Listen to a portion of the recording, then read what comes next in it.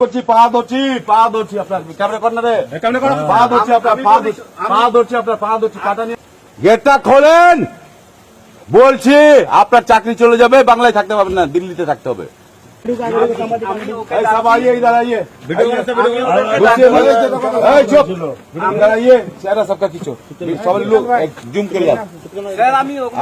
Sir চোদাবেন না, sir চোদাবেন না, ঠাপড়ে লাল করে দেবো, চামড়া উঠে দেবো, সারা শুয়োরের বাচ্চা। রাজ্য সরকারের বেতন খাবেন, সেন্ট্রাল ফোর্সের চামচাগিরি করছেন, সেন্ট্রাল ফোর্সের চামচাগিরি করছেন আপনি। আমি রিকোয়েস্ট করছি আপনাকে ভদ্রভাবে কথা বললাম না, তখন এবার ভদ্রভাবে কথা বলবো না। রাজ্য সরকারের বেতন খাচ্ছেন, রাজ্য সরকারের পুলিশ আপনি, সেন্ট্রাল ফোর্সের দালাল না আপনি। আপনি দেখছেন মস্তানটাকে কত বড় বড় হাঁকছে, কত বড় বড় কথা বলছে, পুলিশকে দালাল বলছে, সেন্ট্রাল ফোর্সকে বলছে উল্টো পাল্টা কথা। হ্যাঁ, গালাগালের একটা নিয়ম মানে দেখছেন তো কত বড় সাহস। এটা শুধু দেখুন যে পুলিশ প্রশাসনকে সেন্ট্রাল ফোর্সের উপস্থিতিতে এরকম একটা নাম হচ্ছে বারেন বিশ্বাস, প্রচণ্ড বিশ্বাস ছিল যে পার্টি জিতবে আর এইভাবে সারাটা জীবন গুন্ডামি দুর্নীতি করে কাটিয়ে দেবে। সবাই বুঝতে পারছে যে কী কন্ডিশনে কথাগুলো বলছে।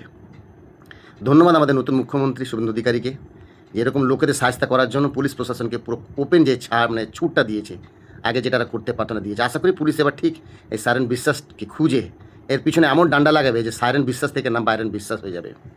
কথাবার্তা বলার স্টাইল দেখুন।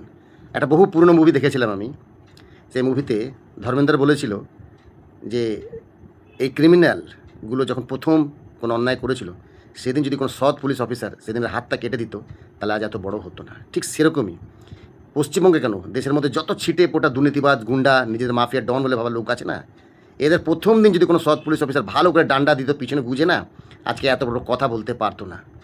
আর এই সেন্ট্রাল পুলিশের সামনে যত বকবক করছে না, কোনো ভালো অধিকারী যদি থাকতো না সেদিন, এই সাইরেন বিশ্বাস সেদিনই বারেনটা বাজিয়ে দিত 12টা। সাবধানে থেকো, সত্তা চেঞ্জ হয়েছে। তুমি কোথায় আছো, কোথায় একটু বাইরে বেরাও। এবার দেখা যাবে দিল্লিতে কে যায়, দিল্লিতে কে থাকে। পুলিশ তো ওখানে থাকছে, পুলিশ তো থাকে, পুলিশ দিল্লি যাচ্ছে না বেটা, কিন্তু তোমাকে দিল্লি তিহাড় জেলে নিয়ে যাওয়ার ব্যবস্থা পুরো করছে। সাবধানে থেকো বাবা, তোমার পিছনে এবার সাইরেন বেজে গেছে। বারেন বিশ্বাস, জয় শ্রীরাম।